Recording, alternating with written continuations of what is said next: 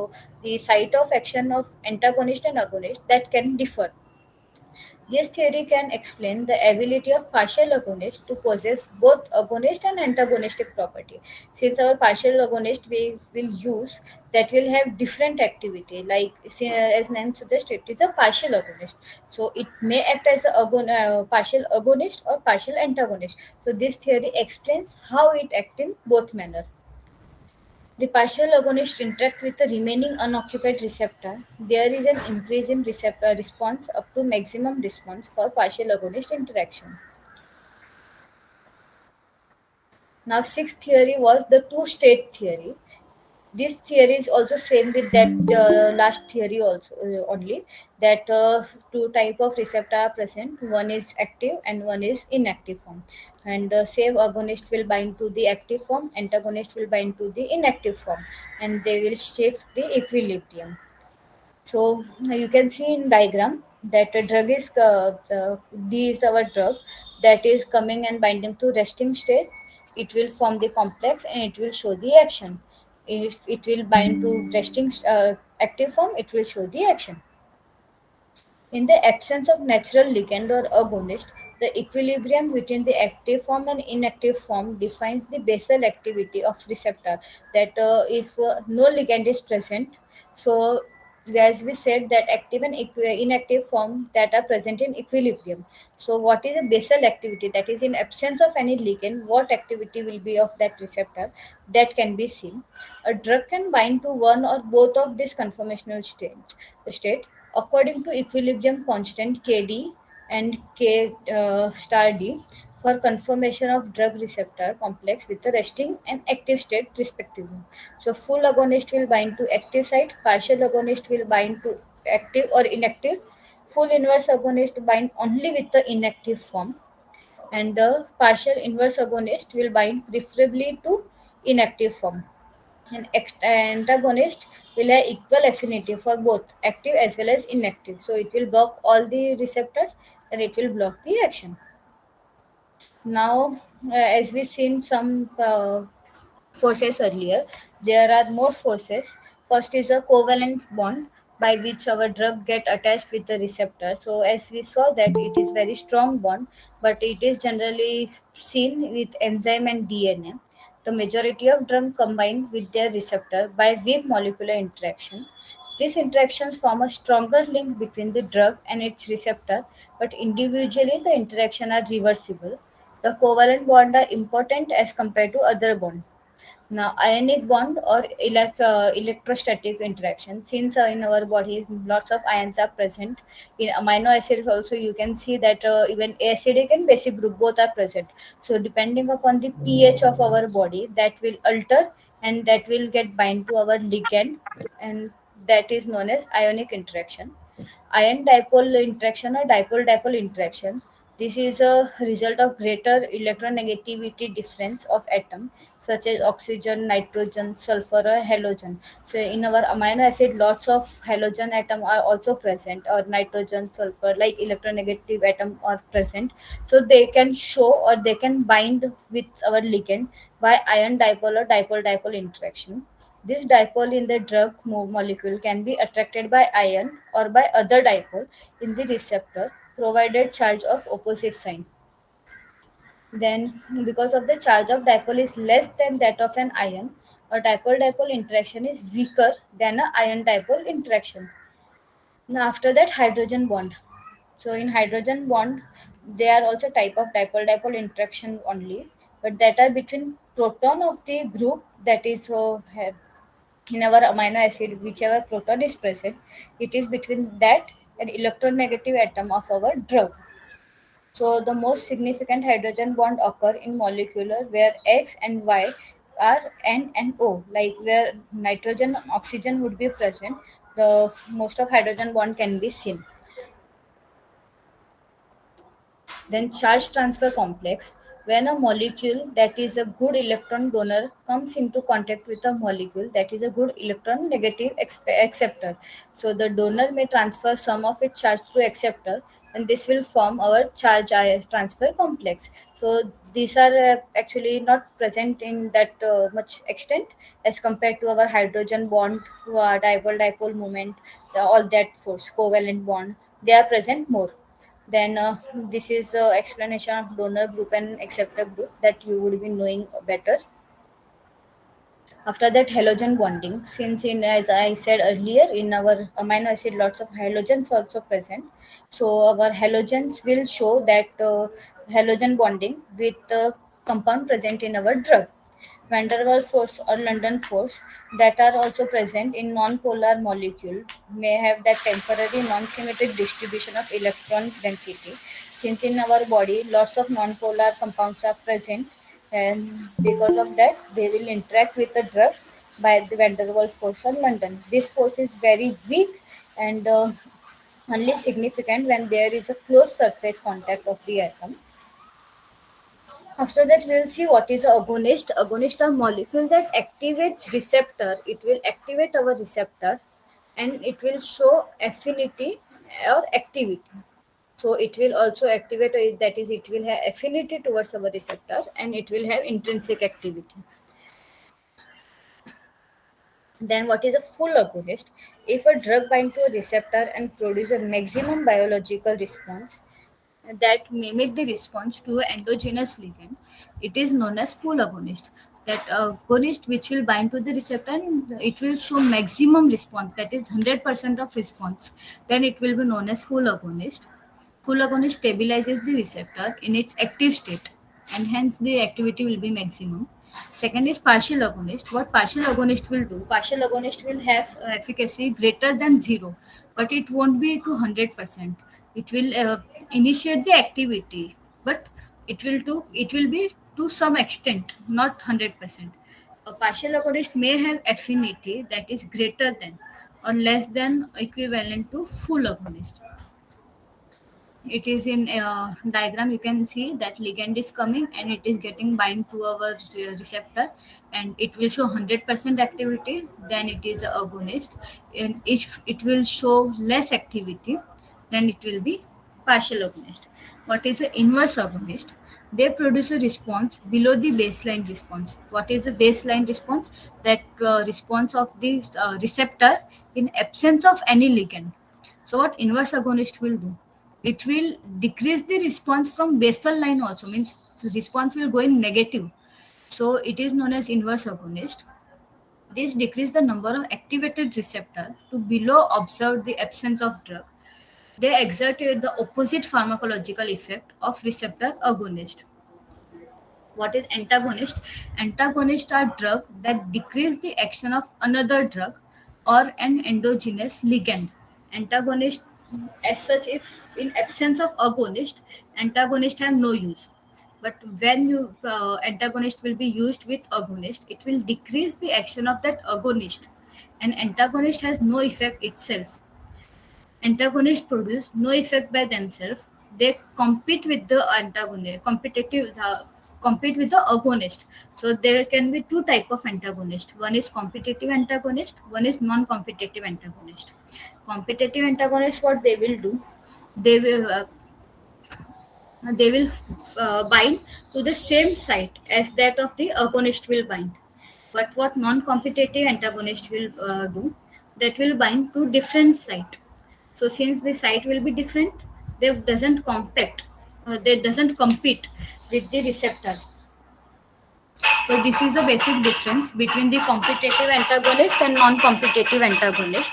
Competitive antagonist, as I said, that bind with the different site, sorry, same site which agonist will bind.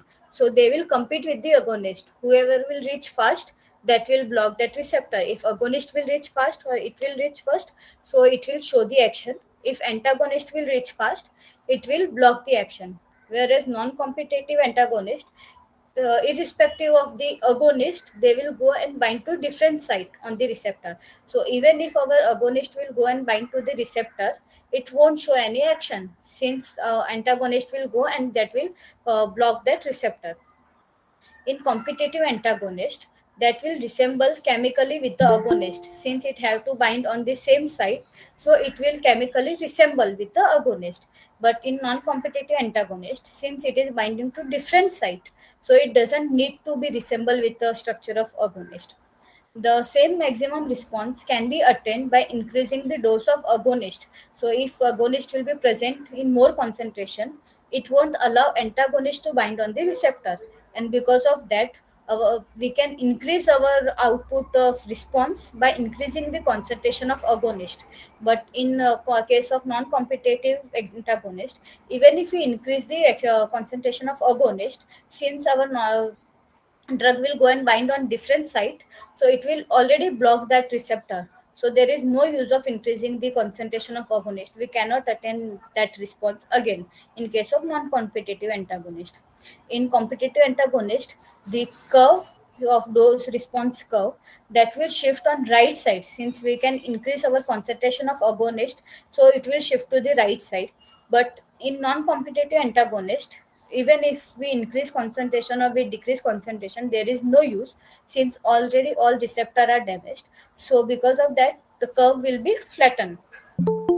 In competitive antagonist, intensity of response depend on concentration of both agonist and antagonist. As I said, whichever will go and bind receptor faster, that will show its action. So if we will increase the concentration of agonist, that will show the action. If we will increase the concentration of antagonist, it will decrease the action. So intensity of response will depend on both of their concentration. But in non-competitive antagonist, there is no use of increasing the concentration. Only antagonist concentration can be increased to block all the receptor. But even if we increase agonist concentration, there is no difference in that. Example of competitive antagonist is acetylcholine. On acetylcholine receptor, atropine act as a competitive antagonist. But whereas example of non-competitive is baculin, which will act on diazepam receptor. So here you can see in diagram that in left one is of competitive and right one is of non-competitive. In competitive inhibition, if we will increase the concentration of agonist, our action will be seen. So the curve will shift onto the right side. But whereas in non-competitive inhibition, even if you increase concentration of agonist, there is no use. So it will flatten our curve.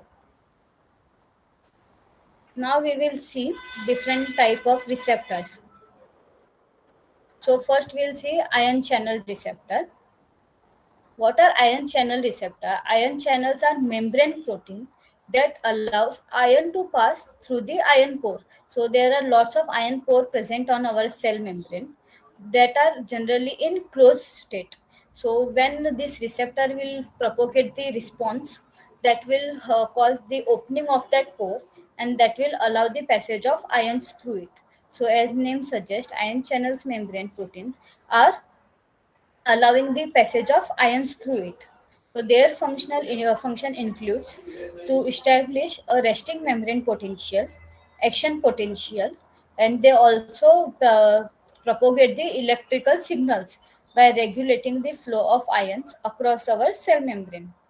So what ion transport through chemical is extremely rapid, like more than 1 million ions per second flows through the open of channel, a flow rate approximately 1,000 times greater than the rate of transport by carrier protein. Most of ion channels are highly selective in allowing only one particular type of ion to pass through the pore. So, as we know that it is a lock and key mechanism. So, the particular ion pore is very specific for that ion only. Like a sodium channel won't allow the passage of chlorine or hydrogen or anything else. It will just allow the passage of sodium only. Same as potassium channel. Potassium channel will allow the passage of potassium only. Most of the ion channels that have been identified can exist in either an open or an closed conformation. So this type of channels are also known as gate. So there are two type of gate ion channels present in our body, that is ligand gated ion channel and voltage gated ion channel. So if, as name suggests, ligand gated ion channel, here our receptor will come in picture.